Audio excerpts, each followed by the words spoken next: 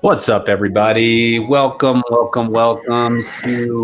Help at Home. We are so glad that you are joining us. I am here with the man, the myth, the legend, Kendall Hummus. How you doing? I'm good. Yeah, man. Great day today. Yeah, dude, it's been beautiful. I didn't think it was supposed to be this nice today, so I'll take it. It was a very, very nice surprise. Well, hey, really glad that you're here. Today we are talking about kind of the new block party. We're in kind of a unique moment. We're going to talk a little bit about what that means. But here's what we'd love to be able to do. First, if you're watching, would you just say hello so that we know where you're here? And then as we talk about neighboring, this is one of those things that I think we all have different reference points to. And sometimes what it means to be a neighbor for somewhere you've been for 20 minutes feels a lot different than somewhere you've been for 20 years. And so if, as we're talking, you wouldn't mind just answering those two questions. How long have you lived in your current neighborhood? Question one. And then question two, who is your newest neighbor? So if you'd answer those, that would be awesome. Kendall, would you mind answering those questions for us? Yeah. So I've lived in my current neighborhood for 13 years. And let's see, my newest neighbors are two like across the street, not directly across the street from me, but kitty corner across the street. I don't remember who was there first. And man, I'm terrible with names. So the kitty corner one to the left, they've been there for a little over a year. They have two kids, two little girls, and they always have something going on in their garage. They got a dartboard over there. It's just kind of fun to hang out. Always lots of people over. And then the other kitty corner neighbor, they got like 3 generations living in there. So lots of kids, grandparents, everybody. And wow. I can't remember all their names either. I know some of their names, but not all of them. So yeah. Well, that's probably encouraging for folks watching that if they like all their neighbors' names. Right. It's 2 doors down from us to the left. There's a family that literally was trying to sell their house for over a year, which is just kind of unique to see, Yeah. And I don't know all the background or anything, but there's a family that did buy it and moved in, and they moved in like basically right when stay-at-home started. And gosh.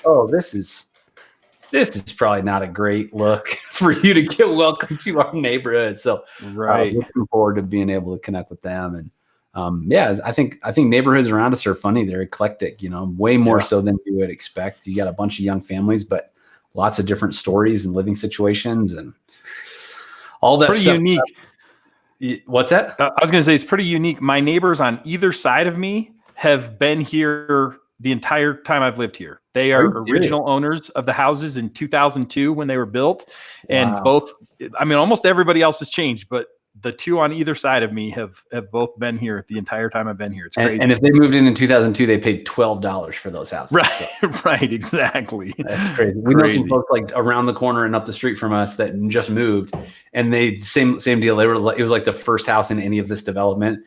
And they moved into it, and they tell you what they bought it for, and like, so you're moving to your own island now? Like, right. Cool, sweet, totally, neat. Awesome. Well, hey, we got a few answers that we'll say hello to some folks with. So just let us know you're here, say hello, and tell us how long you've lived where you are and your newest neighbor. Shannon Peterson, great profile picture, Shannon.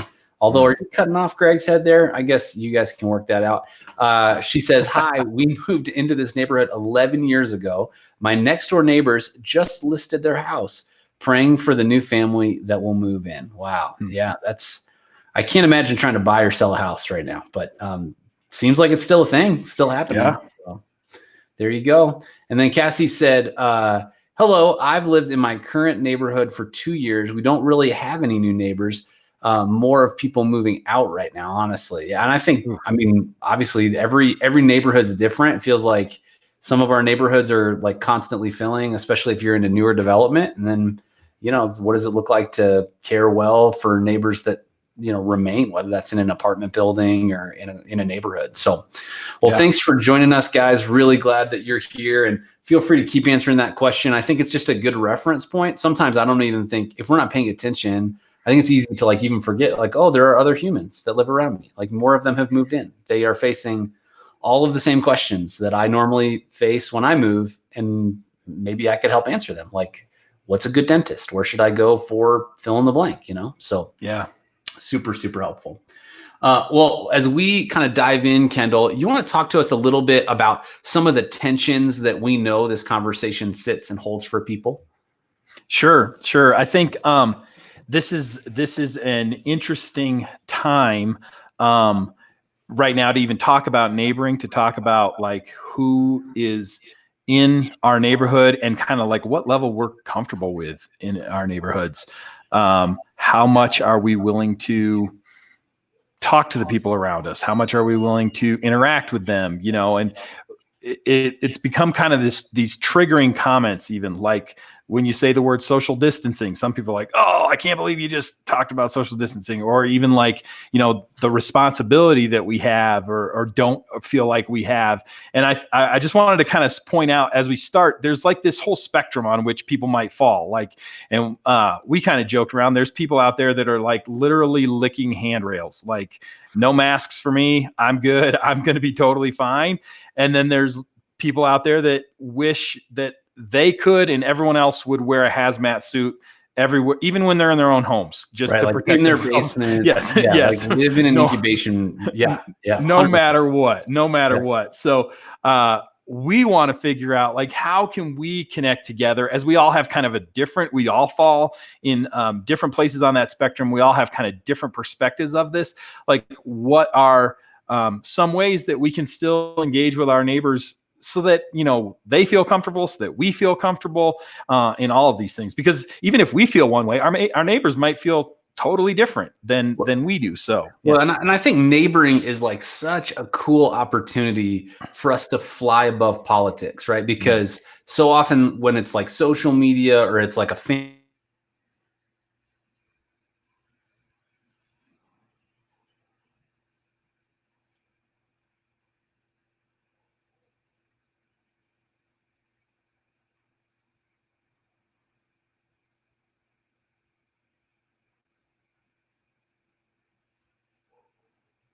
oh.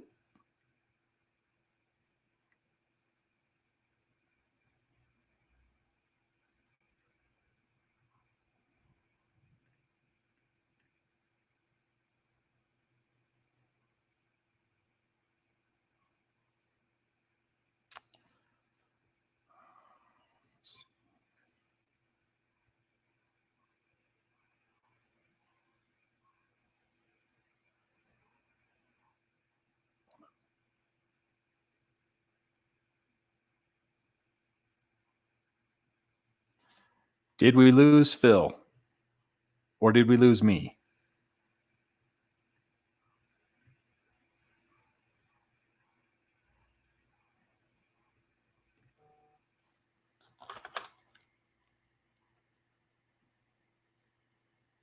Hey, dude.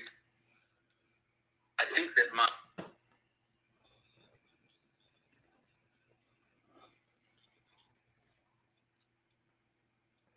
I'm talking to Phil right now.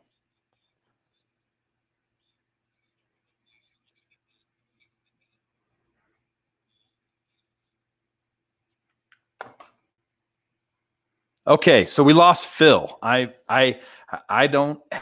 not the host of this, so I'm gonna wait. He thinks he lost his internet just now, and I'm assuming that I'm still with you. So I am going to just kind of continue on here and see if Phil comes back in a minute, and I'll just try and Phil. So one of the things I think that Phil was just about to say is that in this kind of time when things are so politicized and people are kind of living all over that spectrum that we talked about, neighboring is just something that's so important in the middle of all this, no matter what we've got going on, that we should be able to go check on our neighbors, like people's like well-being and health, and making sure that they're safe and that they have what they need is more important. That goes across any political disagreements we might have or anything else that we have going on, that this is a time that we can really check in on those people and that we can take care of them. So one of the things that we to talk about today is just a little bit of what can that look like, and what could that look like for people in the middle of all of this stuff that we have going on right now, and talking about like what are some like first kind of easy ways to reach out, first steps that we might have, and then beyond that, what are some kind of like best practices, and then like how to especially check on like maybe seniors or people that are more hey, I'm back. you're back. Okay. Dude, I'm so sorry. This No, happened that's all right. literally right before Alyssa went live earlier today, where our internet just died and I had to like reset everything, which is not stressful at all. And we were just joking because Josh and I were live last night, and this exact same thing happened to him, where he like just went away for a while and then came back. And I will just tell everyone watching, it is extremely stressful when that happens. So sorry to do that to you, Kendall. It was not coordinated. Last night, Josh accused me of maliciously doing it to him. So I guess I could do that to you too. I didn't have any idea if I was still live or you were still live or anything. So Shannon helped me out and said, we lost Phil. And then I got your Vox from dude. So, I'm just glad. I was a little concerned because I'm like hosting it that it was going to die for everybody. So, right. Yeah. No, anyway. I think I was still there the whole time. Dude, great job, man. Way to go. I don't know if you caught up on any of these comments that were coming in. Did you show any of these guys? No, I don't even know how to do that. So, oh, perfect. So, yeah, I think this is Liz. She's commenting in his Eastern Hills, but the context I think is Liz says, "Hey guys, we've been in our neighborhood for almost 14 years, have great neighbors. Now moving to a new neighborhood, so we start fresh. Kind of nervous about who we'll be neighbors with." I mean, I think that's the thing, right? Like, if we were going to move again, I think I'd like go interview the neighbors. Like, that feels like a part of it. Shannon Lynn Klein said, we've been here for 7 years. Our newest neighbors is a house 3 doors down. They moved in 3 years ago. We are moving next door to the house on the west side. We probably will be there another 2 or 3 years. So they're moving, it sounds like, within the same neighborhood. You must really like that neighborhood. Yeah. I think we lost Phil. Yeah. I mean, I'm still alive. I'm back. So glad we're here. And then Crystal said, we were fortunate to move into this community 8 years ago. This house 6 years ago.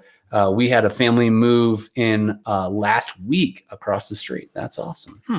Really nice. So where were you when I abandoned you? Well, I think you were talking a little bit about the politicizing of this time. And then I kind of said, in the middle of all of that, being a neighbor is just the right thing to do, no matter, checking in on people, seeing how they're doing, trying to provide some, form of community for them, just making sure they're safe, they're healthy, they've got what they need. That goes above and beyond political lines and political parties and all that. We just do the right thing and hopefully check on people. Absolutely. And I think there was a time when all this started where it felt like everybody was like, oh my gosh, this is a really big deal. And it honestly felt like politics kind of hit the back burner for a minute. And then I don't know if it's like encouraging because it feels a little bit more back to normally, or if it's discouraging because it's like, well, this is what we do when we get back to normal. But now just like everything's back to political, right? And we're all kind of going back to our corner. I think neighboring gives us the opportunity to care for people who are not like us, for people that maybe don't like us. And I think that's what God wants us to do. So figuring out how we do that well in this season is a really, really big deal, even with people that disagree with us. So we have really a conversation we want to lead through, kind of what are some first and next steps? What are some best practices? And then how do we care for older and at-risk neighbors? And so we have some ideas that we came into this conversation with, some ideas that we'll put in the show notes that you can get after. But we would also love, as we're talking about these things, for you to put in your ideas for some of this stuff or things that you're seeing that are working well in neighborhoods too. We want to learn together. It's uncharted territory for all of us. Kendall is an amazing neighbor, right? But for you, Kendall, it's different. Like, I don't, like the block party for 4th of July is probably going to look different this year. Right. Right. And so figuring out how we engage well now feels like a new challenge. Totally. Awesome. So you want to talk to us about some first and next steps we can do right now in this kind of move from stay at home to safer at home in this new block party idea? Yeah, definitely. And I'm going to kind of just start at the the easiest possible things you can do, Right. So first of all, like, when you see people outside, you can make it a point to talk to them, right? Like that sounds so simple, but like Right. we oftentimes can walk across the street from someone, walk past someone literally on the sidewalk or on the trail and not say a word to them. So now, even now, you can just say something to someone. And I've noticed this a lot more, even while out for walks with my family, walking my dog. People are more willing to say something. You know, they give you space, but then they say hi at least. Well, and I think it's almost even more important to say something, because before you had like some nonverbals, but now if you're wearing a mask or they're wearing a mask, like it's weird. Like we're all looking at each other and we're like, you know, like, what do you do? And so to be able to say like, hi, have a good night, like whatever it is, I think is kind of the equivalent of what a smile used to be months ago. Yes. I've had numerous people tell me they did not recognize me because my beard gets covered by the mask, which is a distinguishing part of me. I've grown my hair out. And so like people are like, oh, I walked past you in the grocery store. And then when I got by you, I realized, oh, that was Kendall. Like I think didn't you should make recognize a face mask where your goatee can stick out. Right, exactly. That'd be something. Shannon said we're the crazy wavers on our driveway. Yes. Too. That's awesome. Totally. That's really good. Totally. So simple. You can start there. Kind of to take it to the next step is to check in on your neighbors, maybe via email or phone if you have that information from them, and just to make a phone call, to send an email to somebody. Maybe your friends on Facebook, you could direct message them that way. But just to kind of check in and see how people are doing. I think one of the biggest issues is we don't have that information necessarily about our neighbors. And so even for me, I've lived in this neighborhood for 13 years, and at different times I've had different people's information, but really, like I said, only the two people on either side of me are the ones that have been here the whole time. The rest of my block literally has changed, and some of them have rolled over numerous times. So trying to keep up with that information. So one of the things that I wanted to really just talk about today is like how key that communication is, to be able to have those communication with those people around you. And so we came up with a postcard, and a postcard. I love this because you can tape it to someone's door. You don't have to hand it to them directly. But what you could do here is just say, hey, I'm just checking in, and my name is, put your name in there. And I live in your neighborhood. I thought it'd be great to stay connected to our neighborhood during this time. My address is, you can put your address there.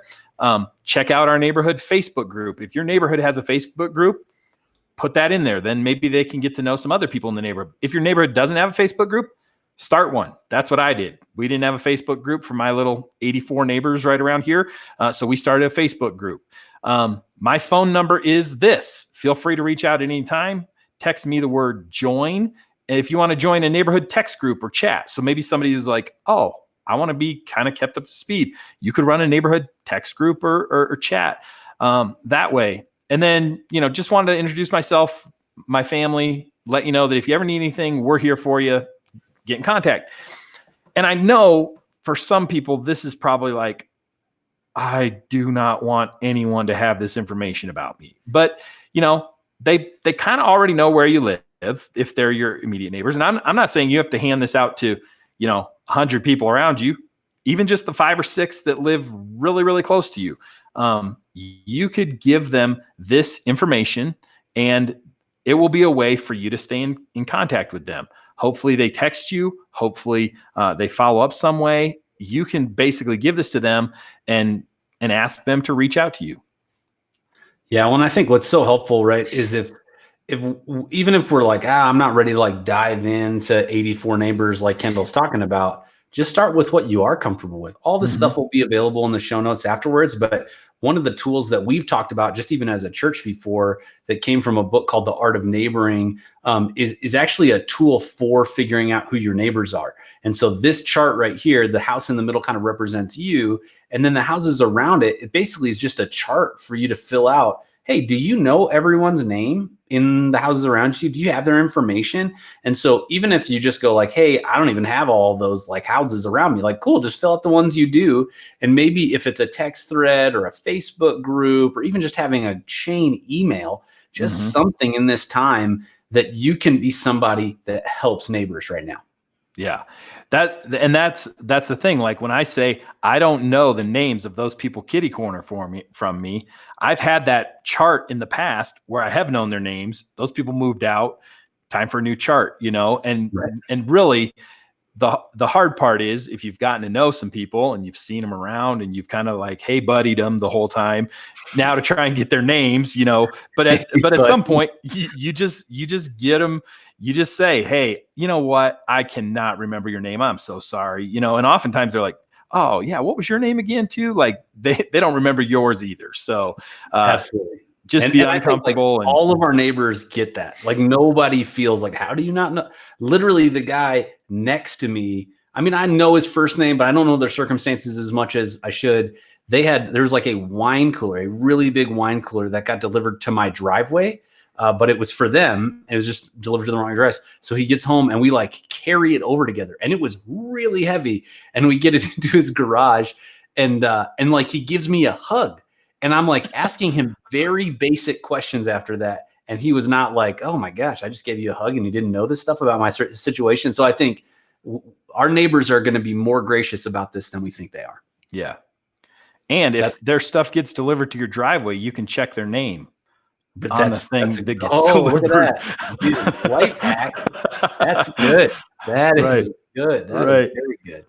I see here you've got this idea, this thing called Check-in with Neighbors Week. Is that like a national thing? It's not a national thing. It's just something we're going to do at Eastern Hills the first week of June. We're going to make it a national thing. We're going to put it out there. But the first week of June, we're going to kind of make it a big deal. And June 1 through 5, we're going to have a different thing for you to do each day of the week to check in with your neighbors. We'll actually probably use that neighboring chart that you just showed us. And on Monday, go out and find out who your neighbors are. Just ring their doorbell, say hi, ask them their names. If they're comfortable to share a cell phone number with you, you can share your cell phone number, your address with them. I mean, these are the kind of things where, down the road, somebody goes, hey, could you get my mail while I'm on vacation? You could say that to them. Could you get my mail while I'm on vacation? Any number of things. Feed my dog, whatever it is. And then throughout the week, when I've left my garage door open. Right. Yes. Yes. Text me. I mean, my neighbor, I get texts when I'm on vacation from her. Like the kid who's watering your lawn this week left the hose on in the backyard. What do you want me to do about it? I'm like, amazing. I'm in Michigan right now. I have no idea. Like maybe go turn it off for me, or he'll come back at some point. I have no idea, but those are the kind of things that you can have. And then we'll kind of build on those. Maybe, we'll have a drop off for your neighbors. Maybe by that Friday, we're thinking about doing like a social distancing kind of, maybe handing out ice cream sandwiches or making hot dogs on the grill and just handing them out to the people around you, sort of a thing. So yeah, that's great. Yeah, that's really fun. Those are some really good ideas. I think for lots of folks, I think we all kind of in the stay-at-home thing, where like we all started it with the best of intentions. We're like, I'm going to read 100 books. I'm going to lose 100 pounds. I'm going to make 100 friends. And then it was like, well, I've watched 100 episodes on Netflix, And so now I think the temptation is to be like, well, that opportunity is gone. I missed it. But I think it's never too late to get started. And I think the opportunity for you exists to still do that today. PETA said that she's moving to a new neighborhood in a few weeks. This is extremely helpful for you. You get a chance to start different. That's awesome. That's really cool. Yeah. Thanks for sharing that with us. So those are some kind of first and next steps that maybe you can explore. If you maybe have something that you've done in your neighborhood like that, that's an easy initial step. Or you're thinking about it, like put it in. One of the things that Alyssa has done is she has like written out just encouraging messages in sidewalk chalk. She's really artistic, so she can just do that as people are walking. Our area is heavily walked, and then she'll actually put her phone number down to say like, if you guys need something on that. And to Kendall's point, if you're not comfortable with that, that's fine. Just start where you are. Like that's okay. Yeah, totally. That's cool. Cool. So as we talk about some best practices, kind of about where we are right now, Kendall, what are you thinking about and advocating for people as they think about being good neighbors, new block party concept? Yeah. So, as the kind of the reach out guy at Eastern Hills, we do a lot of like big events, like invite your friends to this, invite your friends to that, So we're kind of having to rethink that. What does that look like in the middle of all this? So one of the things that you can do is kind of like what I just said is like a virtual meetup. You could get onto a Facebook page from your neighborhood and just set up a Zoom call for everyone and say, hey guys, let's hang out as neighbors. Some neighborhoods, this is going to be natural. They're probably already doing it. Others, it's going to be like, this is awkward. I've never seen any of these people before, and what a great opportunity to get to know some of them, just by setting up a Zoom call, setting up a Google Meetup, that sort of thing. If you don't know how to do that, like reach out to us, let us know in the comments. We'll respond to you. We'll follow up and help you get that set up. But we've created like video walkthroughs and web page walkthrough. Like it's a thing. We get it. We understand. So, great opportunity to even just build some relationships that way that, on the other side of this, when people are more comfortable being out, when they're, able to get together in groups, when I think when we're able to go back to a real block party, that it won't feel so awkward because you had some sort of an in-person or a virtual in-person get together. So that's the first one. Yeah. I think what we're seeing too, even right now, is that people are willing to be more honest virtually than they are in person. And somebody said earlier today, they were talking about, I don't remember what the context was, but they were talking about how there's just like all the small talk is kind of gone, And so you get into a hangout or whatever, and it's like, hey, if you're struggling or you need help or whatever, like you just kind of get to what's real a lot faster. And to your point, I don't know how many real block parties you've had in your neighborhoods over the years, but it's like, hey, what's up? How about the weather? How about this sports team? And to be able to have something that can accelerate that to a more meaningful relationship on the other side of this, even if it's baby steps, that feels like a huge value add for how we can leverage this time. Right. For sure. Beyond that, I think now that we're kind of out of a stay-at-home order, there's this idea that you can get together with groups of people being socially distanced, So at this point, we're still saying it has to be less than 10 people according to our state. And, but I think that number will go up at some point, and when that either now or when that goes up, you can start to do some like neighborhood hangouts, like in front yards or in your driveway, and social distance. And to be honest, even with groups larger than 10, if you're going to all kind of sit in your driveway and be separated from each other, that's okay, And so one of the ideas, and Shannon, who's been following along here, she heard about this idea at a conference she was at. She was virtually at a couple weeks ago. Is the idea of doing like neighborhood bingo. And so what you do is you take a bingo card.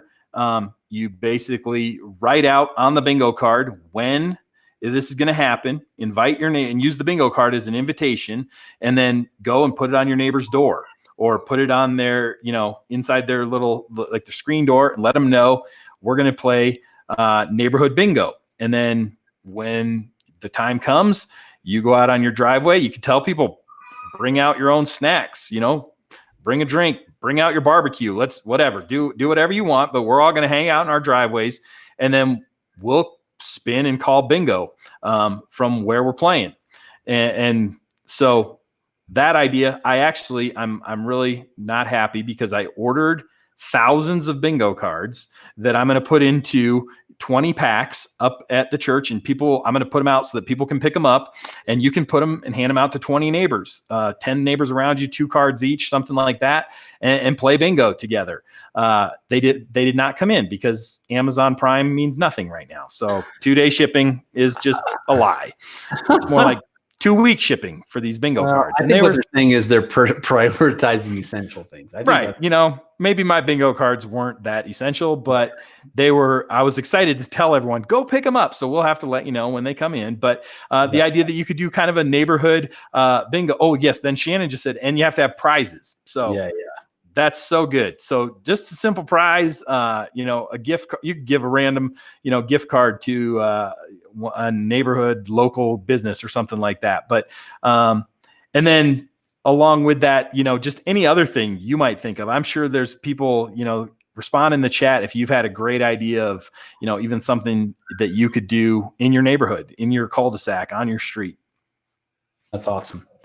And then, I mean, obviously we're all kind of continuing to wait for what we're allowed to do, like what it looks like for us to be good citizens within our communities. And even if like you're watching this and you're like, I'll do whatever today, I don't care. Right. But what we've talked about is how do we manage the tension without alienating people that think differently than us? And I think there is some intentionality we need to have there. So maybe not today, but you want to talk a little bit about kind of the For Aurora trailer and how people might be able to use that in the days ahead. Yeah. So we have a For Aurora block party trailer, and it's a trailer that has all the stuff in it that you need to throw a block party. And so it's got an event grill. It has tables and chairs. It has camp chairs. It has an easy up canopy.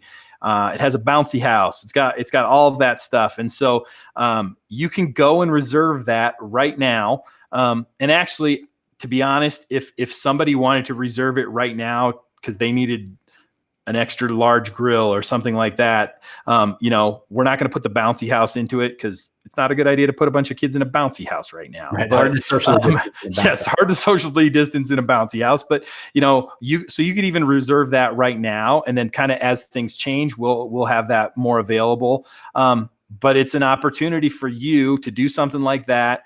And man, last summer when we launched it, a ton of people used it.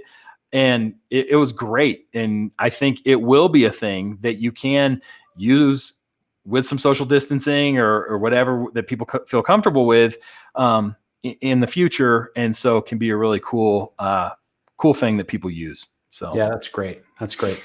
And some of the other kind of best practices we have on here, right? We've talked a little bit about like, what does it mean to be on a walk and say hello to a neighbor? What does it look like to go on a walk where you're like with someone else, but socially distanced, maybe you're on a different side of the street?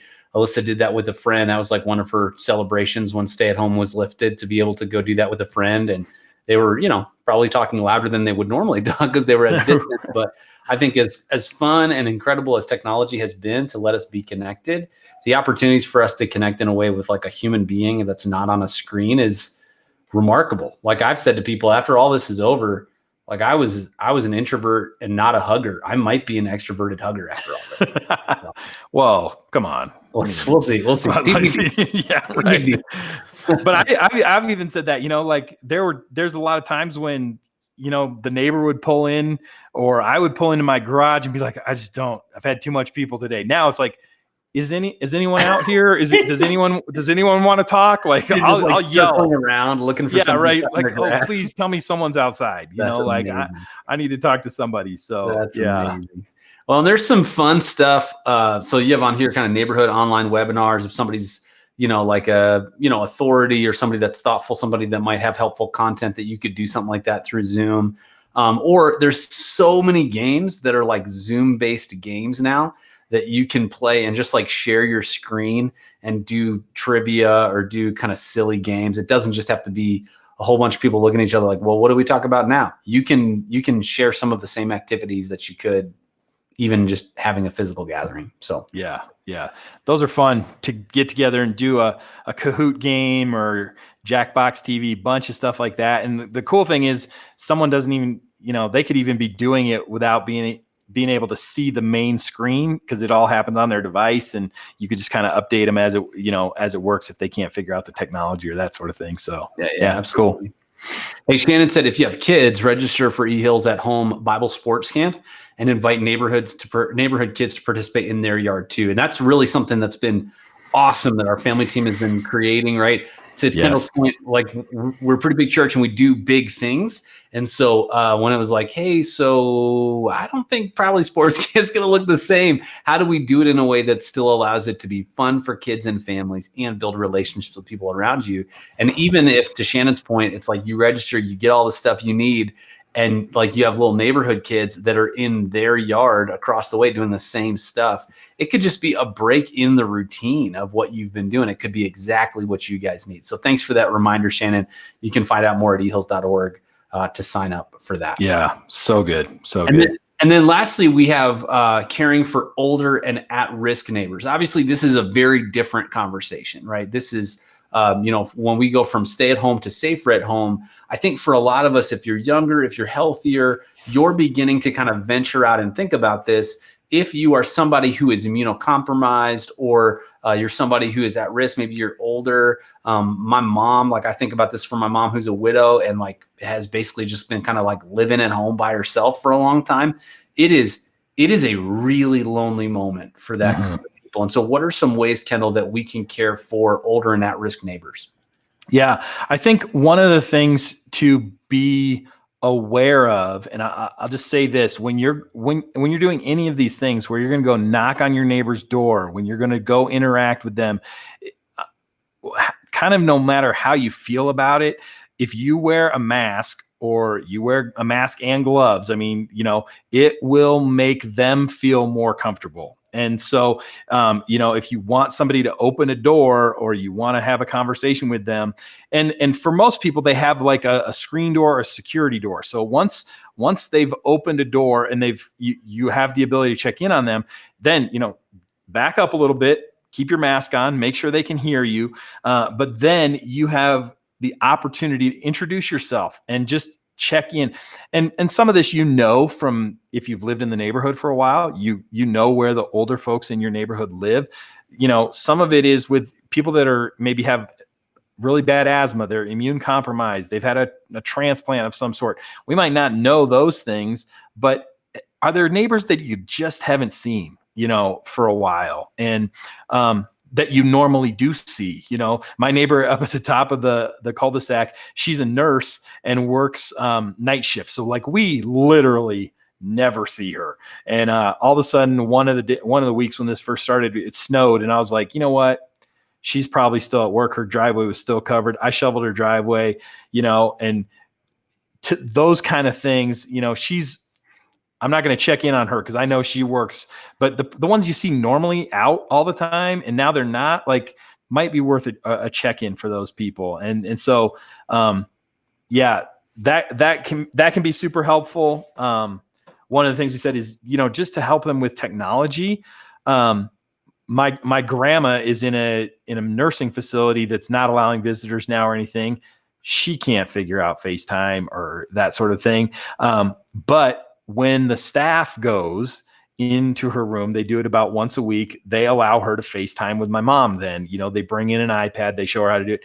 You could do that with a neighbor. Hey, is there someone that you want to connect with FaceTime, through my phone, through a video call? I can help you even do that through the door. You don't even have to open the door. I could just let them see your face for a little bit or that sort of thing. So, some of those things, are just kind of super easy that you could do, but being very aware that they might not want to open the door to you. So, right. And I think even if they do want to open the door to you and you're like, oh, I guess we're cool, I can do whatever now. I would just say, to Kendall's point, don't aim at your comfort level, aim at their comfort level. And so mask, gloves, if you walk in and you're not wearing gloves for some reason, immediately say, hey, can I go wash my hands? Go wash your hands in their sink. Put good soap and water on, maintain good social distancing. If you're helping them with technology or whatever, help with it, and then leave, right? And so, but I think even those cards that Kendall mentioned earlier that we'll have in the show notes for you, that could be great, especially if you don't know those neighbors, to be able to introduce yourself and to be able to offer any help that you can, because we're just in a weird season, right? We're in the turn your sprinklers on, there's some stuff to do outside, and just some of those things may not be as accessible for community members around you as they used to be. Yeah. And same thing, is there something I can run and get for you? Get a prescription, pick up some groceries. There's a lot of stuff can be delivered these days, but some of it can't, or maybe it's just much easier for you to go get that than somebody else. And then, to kind of set a reminder to check back on them. I think that's so important. Just put it in your calendar once a week to just go and check on, whoever, especially if they had a need or they needed something. That can be so helpful to them. That's super helpful, man. Well, here's what we're going to do. I'd love to be able to just everybody that's watching right now, I'd love to be able to hear kind of what are some ideas that we can do that you have that we can do with our neighbors in this time. So we've talked a little bit about kind of like social distance block party. We've talked about kind of like how we care for neighbors in a distanced way. But what are maybe some specific examples that you've thought about or that you've done? We'll talk about those in just a second. Crystal asked this question. She said, does 4 Aurora Marketplace have info postcards I can give to my neighbors? That's a good question. That is a great question. We have things that we've been handing out to our marketplace families with kind of the info, but we should probably put something together like that. The other thing, Crystal, is if you hand out this other, we'll have this in the show notes. The other thing I was showing you, you can write on there if you have a need. Aurora@ehills.org. And then we've been helping to meet those needs. But yes, check if you don't follow us on social media, for Aurora on both Facebook and Instagram, and we'll try to get up a postcard. That's a good idea. That gives that information to people about when we have marketplace, when they can pick up food, that sort of thing. Is there a 4 Aurora TikTok at this point? There is not. No. We should probably get that started. I think we should get Debbie a 4 Aurora TikTok. Yes. No, that feels like a bad idea. So that's great. Super good question. If you have any other questions, drop them in there. If you have any other ideas about good things to do with neighbors, drop those in there. One of the things that actually my son mentioned is we have this older projector. And what we've done on different Halloween nights is we have waited till it got dark. And then we just project on our garage door. My neighbor 2 doors over, actually, he has this sick projector screen that's like an outdoor inflatable projector screen. Mine's more ghetto than that. But like we would just set it up and do like Charlie Brown, whatever Halloween thing or whatever it was, and play it through there. And if you can do something like that in your neighborhood, you can maintain distancing. The nights are getting better. Outside, that distancing is probably a little easier to pull off. So that feels like, it wasn't, he was like, what about this one, Dad? I was like, that's a good idea, buddy. Great idea. So could be something for you to think about in your spot. Anything for you, Kendall, that you're thinking about? Maybe stuff you haven't even like seen done yet, but you're kind of thinking about as we continue to open up a little bit? Well, I think one of the things that I'm thinking the most about is, all of this. We want to care and love the people around us without agenda, right? Not like, well, if you do this, we because we want you to go to our church, we want you to, but we do want people to know we believe Jesus makes life better, and even in the midst of this time. And so there are things where I think the more we can get comfortable with our neighbors, it does allow us to have spiritual conversations. I think there's probably going to be a time where we can potentially, have, like you said, Phil, a projector on your garage or in your garage or a TV in your garage playing a weekend worship service that people might come to when they can't yet go back to Eastern Hills or something like that. And it's going to feel a lot less weird if you've been hanging out, if you've been doing stuff in the driveway, if you've been, showing movies on your garage door, like some of those things, like I've said this in the midst of all this, if a lot of this stuff felt really weird a year ago, right? Like I'm the new guy that comes and introduces himself to all the neighbors. I'm the guy that, makes pancakes on 4th of July. Like now though, if it's like, oh, well, we're kind of limited to just us together. We've been staying at home. We're not supposed to be getting together in huge groups, but we can do this kind of with our neighbors that live right around us.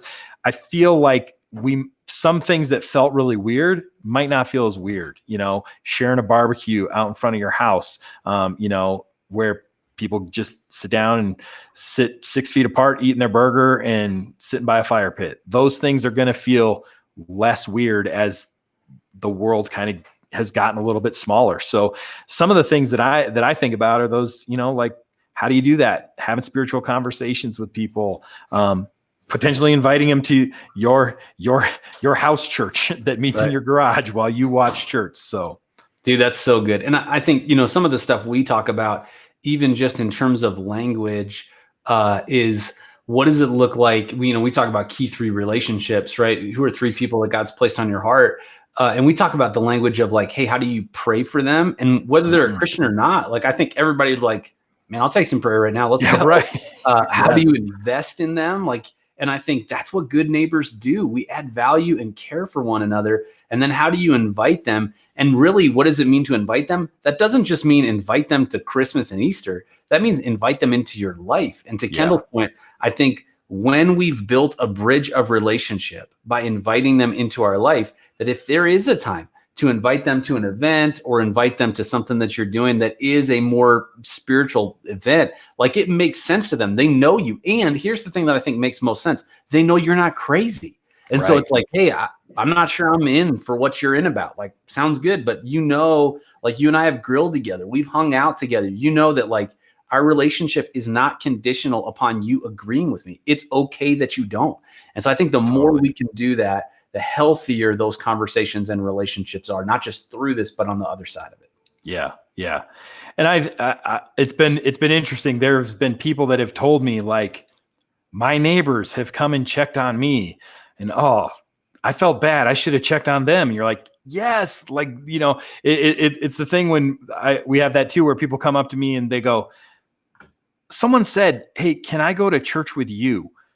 What? How did we not invite them before that happened? Like, some of those things, like, this is our time to take advantage. Like, be the person that checks on your neighbor first before they come and check on you, Right. So Yeah. Actually, in the New Testament, right, there's a passage that Paul says, he says we should be outdoing one another by showing honor. Yeah. And he's obviously talking about that kind of within the lens of like Christians for other Christians. But I think the way we love our neighbors in our community right now is very similar to that. Like, how do we honor our neighbors? How do we do the work of going so far above and beyond that we're the ones going, hey guys, we're going to, brave the apocalyptic target in a group text. Does anybody need anything? Can I bring something back for you? Maybe you had your groceries delivered and you forgot something, and now you don't want to have to do a whole nother deal and wait 3 days before you get it. What can I do? How can I serve you?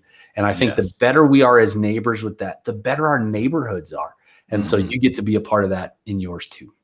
Yeah, for sure. Well, this has been so helpful. Kendall, thanks for taking the time to just, I think some of this stuff is similar to what we've talked about in the past, and some of it's shifting. And so being able to just have these checkpoints to be able to say, okay, right now in this spot, what do we do? How do we think about this? And so the images that we showed earlier, as well as kind of this whole outline of content, is in the show notes, in the comments. I'll pin it even as the comment, so you can go grab that, check it out. We really hope that this continues to be a conversation for all of us. We want to be really good neighbors. And I think there's something so valuable in this time for us to say, like, what do we learn? There's some things we're going to go back to and be like, oh, I love the normal of that. And there are going to be some things we go back to. And I hope we go, you know what? I don't want to be as estranged to my neighborhood as I was before. And there's a unique moment where we don't have to be right now. Yes. Yeah. And I mean, it, like you said, this is not new stuff we're talking about, but it's new ways. And we're being aware of people's comfortability levels, all of that. And as a result of that, it's going to give us the opportunity to approach our neighbors, to make our communities and our neighborhoods better in ways that we never could have imagined before. So yeah, absolutely. I mean, I'm just thankful for everyone that is a part of it. Thank you. Because you guys, those of you that are doing it, so good. So good. Yeah.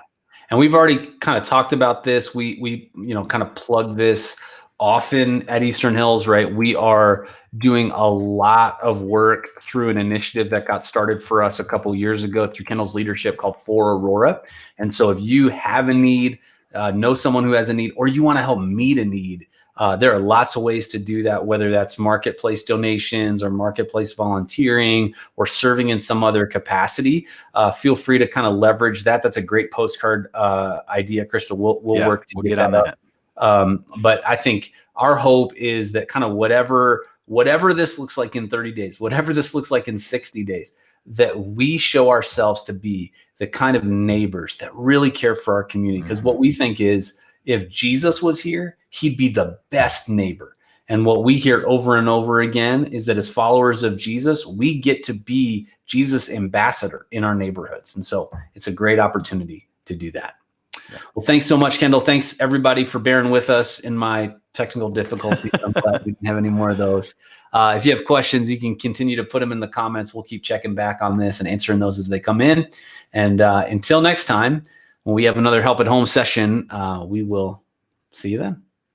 See you later.